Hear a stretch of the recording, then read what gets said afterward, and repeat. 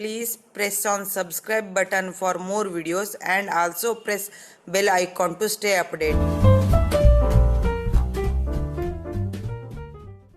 ನಾನು ಈ ಸಾರಿ ಬ್ಲೌಸ್ ಅನ್ನ ಮುಂಭಾಗ ಮತ್ತೆ ಹಿಂಭಾಗನ ಕಟ್ ಮಾಡದೇನೆ ಹೊಲಿದಿದ್ದೆ. ಅದನ್ನ ಯಾವ ರೀತಿ ಹೊಲಿಬೇಕು ಅಂತ ನಿಮಗೂ ಕೂಡ ತೋರಿಸ್ಕೊಡ್ತೆ.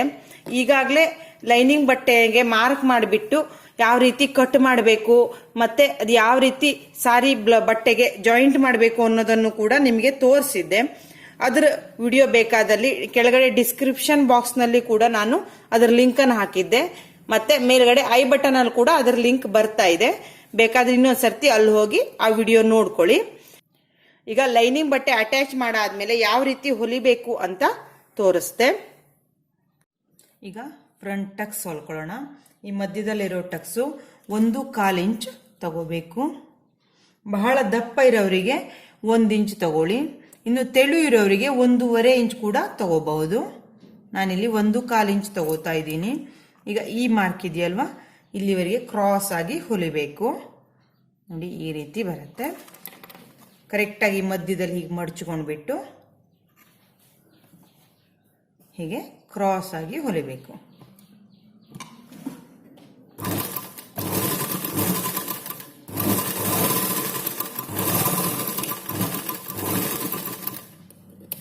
ಟಕ್ಸ್ ಅನ್ನು ಯಾವಾಗಲೂ 2 ಸರ್ತಿ ಹೊಲಿಬೇಕು, ಇಲ್ಲಾಂದ್ರೆ ಟಕ್ಸ್ ಬಿಚ್ಚೋಗೋ ಸಾಧ್ಯತೆ ಇರತ್ತೆ.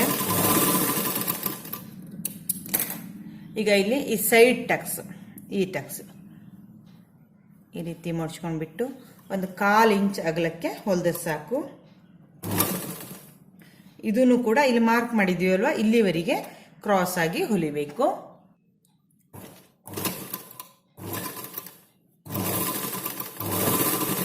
ಇದು ಕೂಡ 2 ಸರ್ತಿ ಹೊಲಿಯಿರಿ.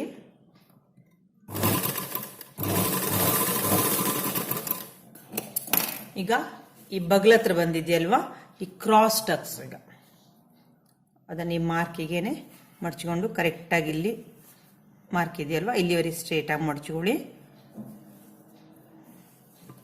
ಇದನ್ನು ಕೂಡ 1/4 ಇಂಚ್ ಅಗಲದಿಂದ ಸ್ಟಾರ್ಟ್ ಮಾಡಿಬಿಟ್ಟು ಈ ಮಾರ್ಕ್ನವರೆಗೆ ಕ್ರಾಸ್ ಆಗಿ ಹೊಲಿ.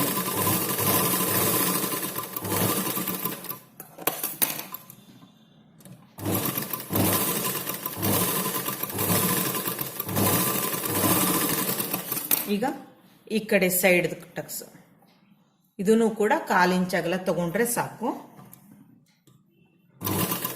ಅದೇ ರೀತಿ ಇಲ್ಲಿ ಮಾರ್ಕ್ ಇದೆಯಲ್ವಾ, ಇಲ್ಲಿವರೆಗೆ ಕ್ರಾಸ್ ಆಗಿ ತಗೊಳ್ಳಿ.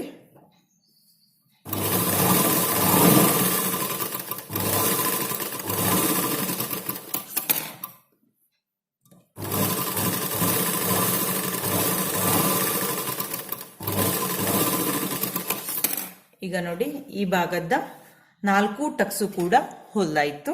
ಇದೇ ರೀತಿ ಇನ್ನೊಂದು ಭಾಗದ ಟಕ್ಸ್ ಅನ್ನು ಕೂಡ ಹೊಲಿರಿ. ಈಗ ಹಿಂಭಾಗದ ಟಕ್ಸು, ಇದು 1/2 ಇಂಚ್ ಅಗಲದ ಟಕ್ಸ್ ಹೊಲಿದ್ರೆ ಸಾಕಾಗತ್ತೆ. ಕರೆಕ್ಟಾಗಿ 1/2 ಇಂಚ್ಗೆ ಮಾರ್ಕ್ ಮಾಡ್ಕೊಳ್ಳಿ. ಈ 1/2 ಇಂಚ್ ಇಲ್ಲಿಂದ ಇಲ್ಲಿವರೆಗೆ ಈ ಕ್ರಾಸ್ ಆಗಿ ಹೊಲಿಬೇಕು.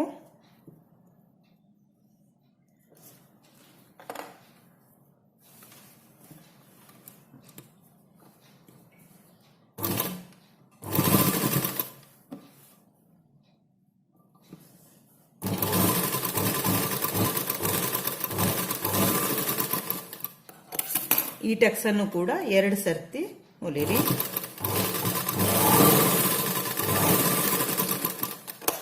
ಇದೇ ರೀತಿ ಈ ಕಡೆ ಟಕ್ಸ್ ಅನ್ನು ಕೂಡ 1/2 ಇಂಚ್ ಅಗಲ ಮಾಡಿಕೊಂಡು ಹೊಲ್ಕೊಳ್ಳಿ.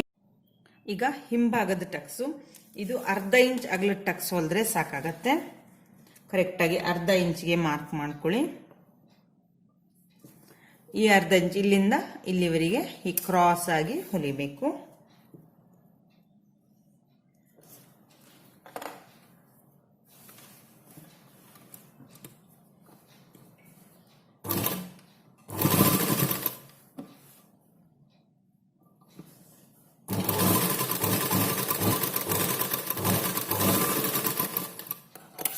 ಈ ಟಕ್ಸ್ ಅನ್ನು ಕೂಡ 2 ಸರ್ತಿ ಹೊಲಿರಿ.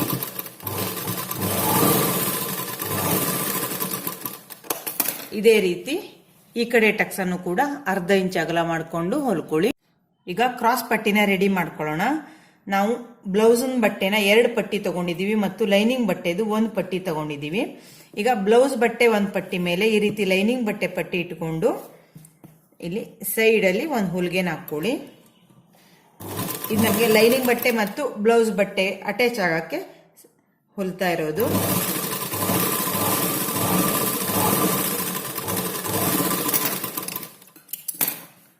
ಈ ಕಡೆ ಹೊಲ್ದಾಯ್ತು. ಇದೇ ರೀತಿ ಈಗ ಈ ಕಡೆನೂ ಕೂಡ ಕರೆಕ್ಟ್ ಆಗಿ ಇಟ್ಕೊಂಡ್ಬಿಟ್ಟು ಹೊಲ್ಕೊಳ್ಳಿ. ಈಗ ಈ ಕಡೆನೂ ಕೂಡ ಪೂರ್ತಿ ಉದ್ದಕ್ಕೆ ಹೊಲ್ಕೊಳ್ಳಿ. ಈ ರೀತಿ 2 ಕಡೆ ಹೊಲ್ಕೊಳ್ಳೋದ್ರಿಂದ ಬ್ಲೌಸ್ ಹೊಲಿಯೋವಾಗ ಇದು ಜಾರಲ್ಲ. ಲೈನಿಂಗ್ ಬಟ್ಟೆ ಮತ್ತು ಬ್ಲೌಸ್ ಬಟ್ಟೆ ಸ್ವಲ್ಪನೂ ಜಾರಲ್ಲ, ನೀಟಾಗಿ ಬರುತ್ತೆ. ಈಗ ಇಲ್ಲಿ ಮೇಲ್ಗಡೆ ಮತ್ತು ಕೆಳಗಡೆ ಎಕ್ಸ್ಟ್ರಾ ಬಟ್ಟೆ ಇದೆಯಲ್ವಾ, ಇದನ್ನ ಕಟ್ ಮಾಡ್ಕೋಬಿಡಿ.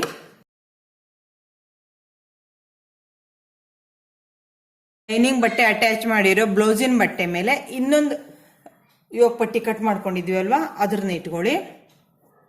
ಈ ಕಡೆ ಜಾಸ್ತಿ ಇದೆ, ಇದಕ್ಕಿಂತ ತೊಂದರೆ ಇಲ್ಲ. ನಾವು ಈ ಕಡೆ ಸ್ಟ್ರೇಟ್ ಉಂಟಲ್ವಾ, ಇಲ್ಲಿ 1/4 ಇಂಚ್ ಅಗಲಕ್ಕೆ ಹೊಲಿಗೆನ ಹಾಕೊಳ್ಳಿ.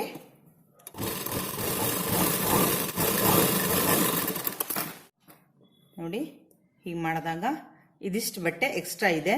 ಈ ಬಟ್ಟೆನ ಕಟ್ ಮಾಡ್ಕೋಬಿಡಿ.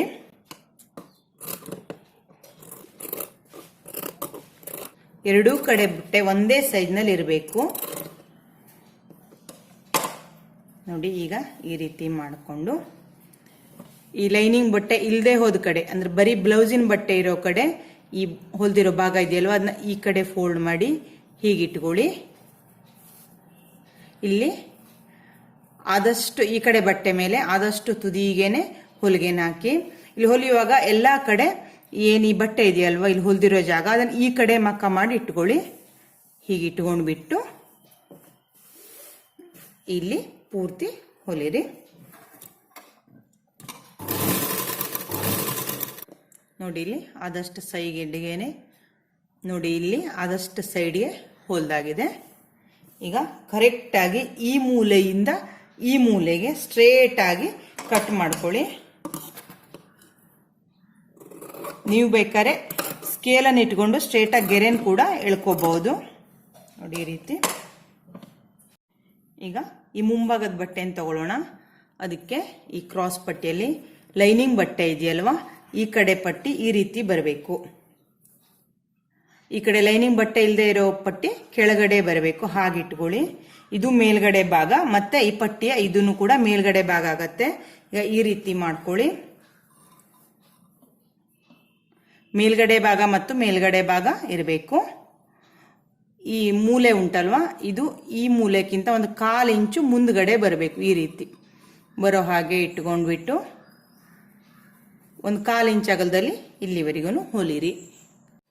ಇಲ್ಲಿ ಕರ್ವ್ ಇರೋದ್ರಿಂದ ನಿಧಾನವಾಗಿ ಹೀಗೆ ಸರಿಸ್ಕೊಳ್ತಾ ಹೊಲಿಬೇಕಾಗತ್ತೆ. ಇಲ್ಲಿ ಮಿಡ್ಲ್ ಟಕ್ಸ್ ಬಂದಲ್ಲಿ ಈ ರೀತಿ ಟಕ್ಸ್ ಅನ್ನ ಸ್ವಲ್ಪ ಫೋಲ್ಡ್ ಮಾಡ್ಕೊಳ್ಳಿ. ರೀತಿ ಫೋಲ್ಡ್ ಮಾಡ್ಕೊಳ್ಳಿ, ಟ್ರಯಾಂಗಲ್ ರೀತಿಯಲ್ಲಿ ಫೋಲ್ಡ್ ಮಾಡ್ಕೊಂಡ್ಬಿಟ್ಟು ಮತ್ತೆ ಈ ಕ್ರಾಸ್ ಪಟ್ಟಿನ ಇಟ್ಟುಕೊಂಡು ಹೊಲಿರಿ.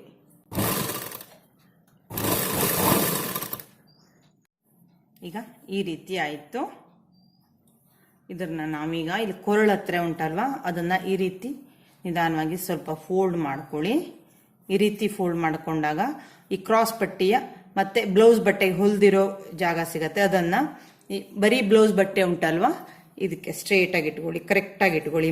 ಮೂಲೆನ ಇಟ್ಕೊಂಡ್ಬಿಟ್ಟು ಹೀಗೆ ಸ್ವಲ್ಪ ಫೋಲ್ಡ್ ಮಾಡ್ಕೊಳ್ಳಿ. ಅಂದ್ರೆ ಈ ನಮಗೆ ಕ್ರಾಸ್ ಪಟ್ಟಿ ಸೇರಿಸಿದ ಜಾಗ, ಬ್ಲೌಸ್ ಬಟ್ಟೆ ಸೇರಿಸಿದ ಜಾಗ ಸಿಗತ್ತೆ. ಇದನ್ನ ನಿಧಾನವಾಗಿ ಈ ರೀತಿ ಫೋಲ್ಡ್ ಮಾಡ್ತಾ ಈ ಕ್ರಾಸ್ ಪಟ್ಟಿ ಬರೀ ಬ್ಲೌಸ್ ಬಟ್ಟೆ ಉಂಟಲ್ವಾ, ಆ ಇದಕ್ಕೆ ಜಾಯಿಂಟ್ ಮಾಡ್ತಾ ಸ್ಟ್ರೇಟ್ ಆಗಿ ಹೊಲ್ಕೊಳ್ಳಿ. ನೋಡಿ, ಈ ರೀತಿ ನಿಧಾನವಾಗಿ ಮಧ್ಯದ ಬಟ್ಟೆನ ಹೀಗೆ ಫೋಲ್ಡ್ ಮಾಡ್ಕೊಂಡು, ಅಂದ್ರೆ ಟಕ್ಸ್ ಹೊಲ್ದಿರೋ ಬಟ್ಟೆನ ಈ ರೀತಿ ಮಧ್ಯ ಇಟ್ಕೊಳ್ಳಿ. ಹೀಗೆ ಸ್ಟ್ರೇಟ್ ಇಟ್ಕೊಳ್ತಾ ಹೊಲಿತಾ ಹೋಗಿ. 1/4 ಇಂಚ್ ಅಗಲದಲ್ಲಿ ಹೊಲಿರಿ.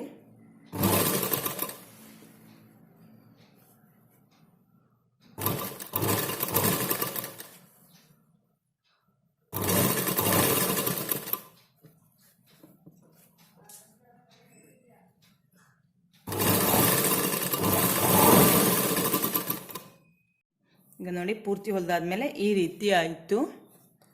ಈಗ ನಿಧಾನವಾಗಿ ಇಲ್ಲಿಂದ ಒಳಗಡೆ ಭಾಗನ ಹೀಗೆ ತೆಗಿತಾ ಹೋಗಿ, ಅಂದರೆ ಕ್ರಾಸ್ ಪಟ್ಟಿನ ಹೀಗೆ ಉಲ್ಟಾ ಮಾಡಿ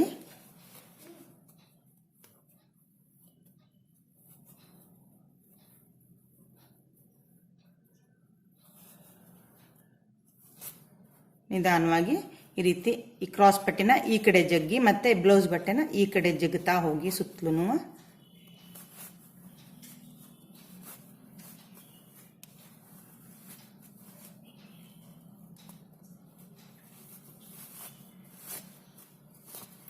ನೋಡಿ ಈ ರೀತಿ ಆಗತ್ತೆ.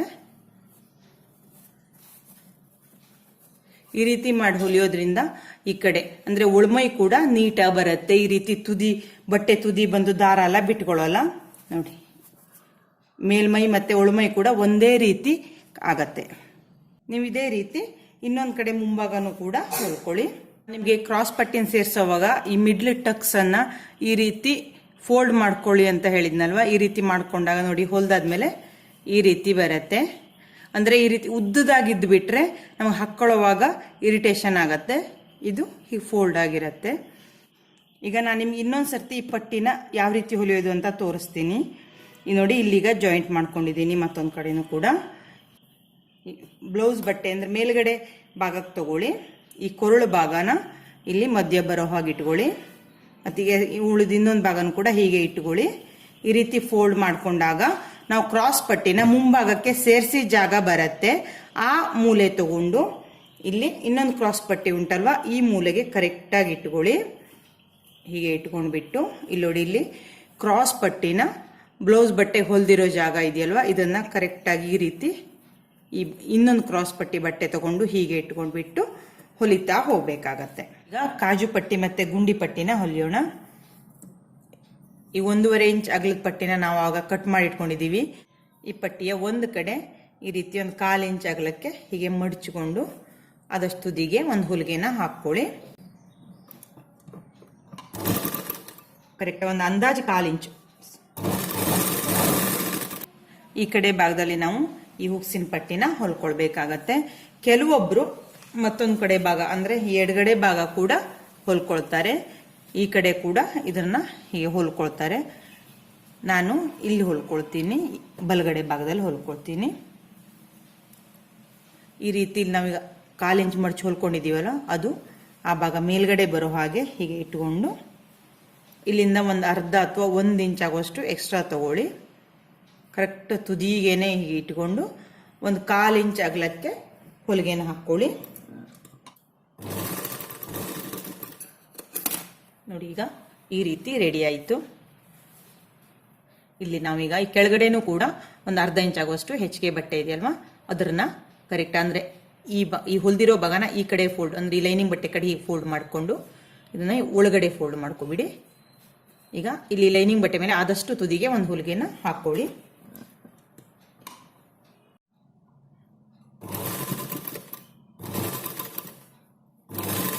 ಈ ಲೈನಿಂಗ್ ಬಟ್ಟೆ ಮೇಲೆ ಆದಷ್ಟು ತುದಿಗೇನೆ ಹೊಲಿಗೆನ ಹಾಕೊಳ್ಳಿ.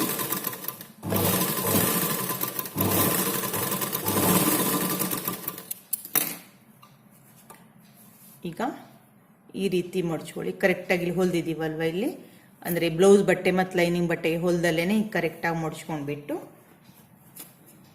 ಇಲ್ಲಿ ತುದಿಗೆ ಇನ್ನೊಂದು ಹೊಲಿಗೆನ ಹಾಕಿ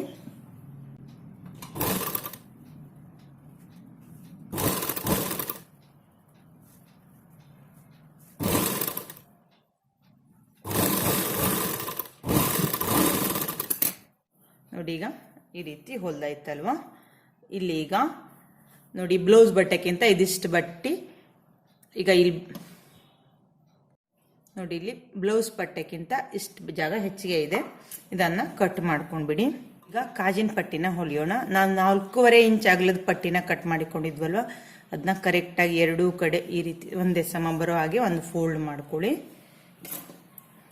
ಈ ಬಟ್ಟೆಗೆ ಇಲ್ಲಿ ಲೈನಿಂಗ್ ಬಟ್ಟೆ ಭಾಗ ಇದೆಯಲ್ವಾ, ಅಲ್ಲಿ ಒಂದು ಅರ್ಧ ಇಂಚ್ ಅಥವಾ 1 ಇಂಚ್ವರೆಗೆ ಹೀಗೆ ಮೇಲ್ಗಡೆ ಬರೋ ಹಾಗೆ ಇಟ್ಕೊಂಡ್ಬಿಟ್ಟು ಈ ರೀತಿ ಎರಡೂ ಪಟ್ಟಿನ ಒಂದೇ ಸಮ ಬರಬೇಕು.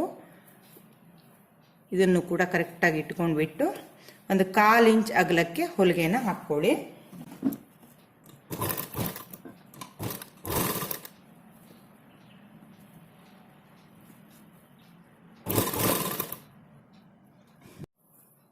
ನೋಡಿ ಈಗ ಈ ರೀತಿ ಹೊಲ್ದು ರೆಡಿಯಾಗಿದೆ. ಈಗ ಈ ತುದಿ ಇದೆಯಲ್ವಾ, ಇದನ್ನು ಕರೆಕ್ಟಾಗಿ ಈ ರೀತಿ ಮಡ್ಚ್ಕೊಳ್ಳಿ. ನಾವಿಲ್ಲಿ ಇಲ್ಲೊಂದು ಹುಲಿಗೆ ಬಂದಿದೆಯಲ್ವಾ, ಇದಕ್ಕಿಂತ ಒಂದು ಸ್ವಲ್ಪ ಮುಂದ್ಗಡೆ ಬರಬೇಕು. ಈ ರೀತಿ ಸ್ಟ್ರೇಟಾಗಿ ಮಡ್ಚ್ಕೊಂಡ್ಬಿಟ್ಟು ಇಲ್ಲೂ ಆದಷ್ಟು ತುದಿಗೆ ಒಂದು ಹುಲಿಗೆನ ಹಾಕ್ಕೊಳ್ಳಿ.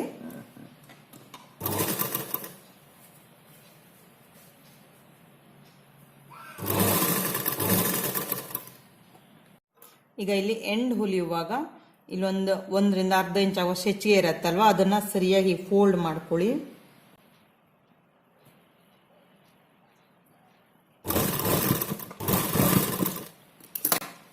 ನೋಡಿ ಈ ರೀತಿ ಪಟ್ಟಿ ರೆಡಿ ಆಯ್ತು.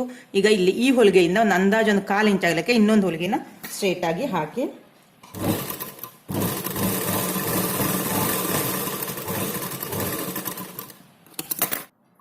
ಈಗ ನೋಡಿ ಇವೆರಡು ಹೊಲಿಗೆ ಬಂದಿದೆಯಲ್ವಾ, ಇದ್ರ ಮಧ್ಯ ಕಾಜನ್ನ ಮಾಡಬೇಕು. ಈಗ ಇಲ್ಲಿ ಕುತ್ತಿಗೆ ಮಾರ್ಕ್ಕಿಂತ ಈ ಕಾಜಿನ ಪಟ್ಟಿ ಎಕ್ಸ್ಟ್ರಾ ಇದೆಯಲ್ವಾ, ಇದಿಷ್ಟು ಜಾಗ ಅದನ್ನು ಕಟ್ ಮಾಡ್ಕೊಬಿಡಿ.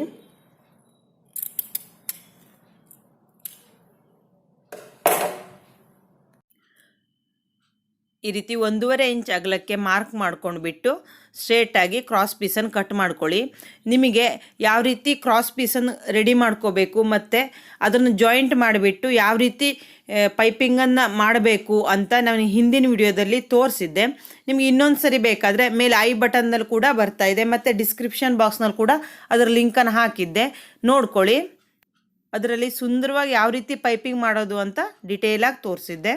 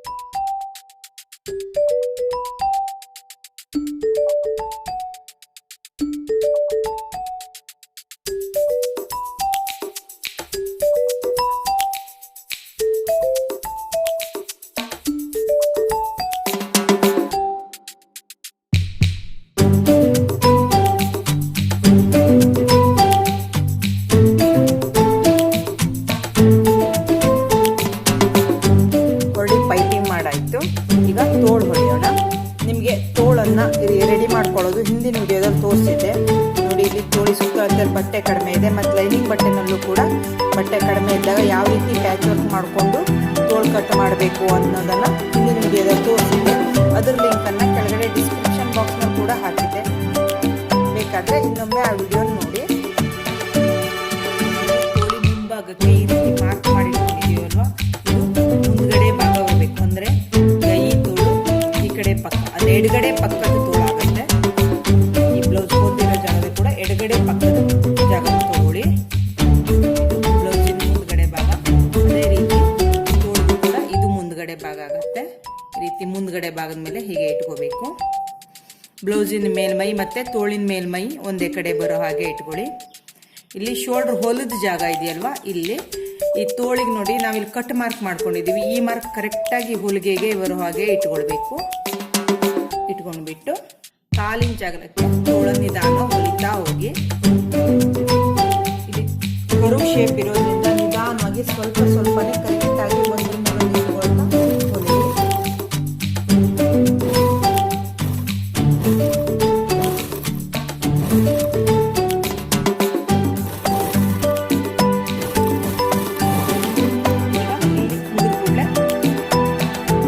ಇದನ್ನೇ ಊಟ ಮಾಡ್ಕೊಳ್ಳಿ.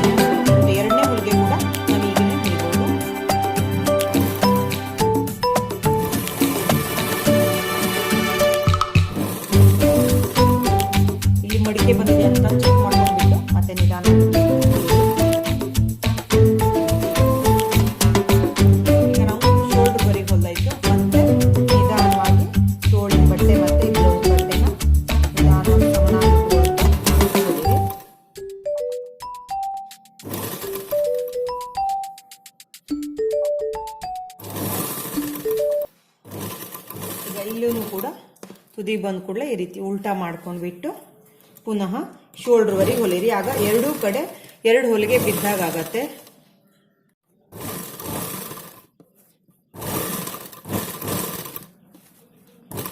ಶೋಲ್ಡ್ರ್ವರೆಗೆ ಹೊಲಿದ್ರೆ ಸಾಕು. ಈಗ ಪೂರ್ತಿ ತೋಳಿಗೆ 2 ಹೊಲಿಗೆ ಆದಾಗಾಯ್ತು ನೋಡಿ. ಈ ರೀತಿ ರೆಡಿ ಆಯ್ತು. ಇದೇ ರೀತಿ ನೀವು ಇನ್ನೊಂದು ತೋಳನ್ನು ಕೂಡ ಹೊಲ್ಕೊಳ್ಳಿ. ಈಗ ಸೈಡ್ ಕುಡ್ಸೋದು ಹೇಗೆ ಅಂತ ನೋಡೋಣ. ಮುಂಭಾಗ ಮೇಲ್ಗಡೆ ಬರೋ ಹಾಗೆ ಇಟ್ಕೊಳ್ಳಿ. ನಾವು ತೋಳನ್ನ ಮತ್ತೆ ಎದೆ ಸುತ್ತಳತೆನ ಕಟ್ ಮಾಡುವಾಗ 1.5 ಇಂಚ್ ಎಕ್ಸ್ಟ್ರಾ ತಗೊಂಡಿದ್ವಿ. ಹಾಗಾಗಿ ತೋಳ್ ತುದಿಯಿಂದ 1.5 ಇಂಚ್ ಈ ಕಡೆ ಮಾರ್ಕ್ ಮಾಡ್ಕೊಳ್ಳಿ. ನೀವು 2 ಇಂಚ್ ಎಕ್ಸ್ಟ್ರಾ ತಗೊಂಡ್ರೆ 2 ಇಂಚ್ ಈ ಕಡೆಯಿಂದ ಮಾರ್ಕ್ ಮಾಡ್ಕೋಬೇಕು. ಈಗ 1.5 ಇಂಚ್ ತಗೊಂಡಿದ್ದೆ ನಾನು, ಹಾಗಾಗಿ 1.5 ಇಂಚ್ ಇಲ್ಲಿ ಮಾರ್ಕು. ಅದೇ ರೀತಿ ಈ ಭಾಗದಲ್ಲೂ ಕೂಡ 1.5 ಇಂಚ್ಗೆ ಮಾರ್ಕ್ ಮಾಡ್ಕೋಬೇಕು. ಮತ್ತೆ ಈ ಕೆಳಗಡೆ ಕ್ರಾಸ್ ಪಟ್ಟಿ ಇರೋಲ್ಲಿ ಇಲ್ಲೂ 1.5 ಇಂಚ್. ನೀವು 2 ಇಂಚ್ ತಗೊಂಡ್ರೆ ಇಲ್ಲಿ 3 ಕಡೆನೂ 2 ಇಂಚ್ ಮಾರ್ಕ್ ಮಾಡ್ಕೋಬೇಕು. ಈಗ ಈ 3 ಮಾರ್ಕನ್ನು ಸ್ಕೇಲ್ ಸಹಾಯದಿಂದ ಸ್ಟ್ರೇಟ್ ಆಗಿ ಗೆರೆ ಎಳ್ಕೊಳ್ಳಿ.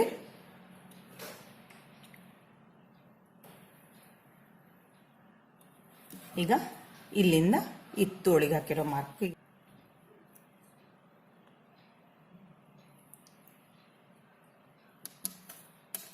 ಈಗ ಈ ಗೆರೆ ಮೇಲೆ ಹೊಲಿಗೆನ ಹಾಕಿ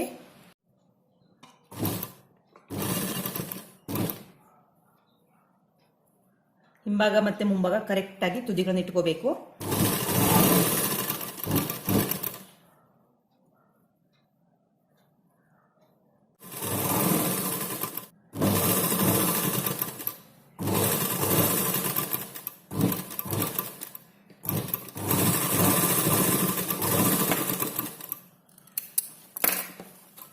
ಈಗ ಮತ್ತೆ ಇಲ್ಲಿಂದ ಈ ಹೊಲಿಗೆ ಹೊಲಿದಿದ್ದೀವಲ್ಲ, ಇಲ್ಲಿಂದ ಒಂದು 1/4 ಇಂಚ್ ಅಗಲಕ್ಕೆ ಸ್ಟ್ರೇಟ್ ಆಗಿ ಕೆಳವರೆಗೂ ಇನ್ನೊಂದು ಹೊಲಿಗೆನ ಹಾಕಿ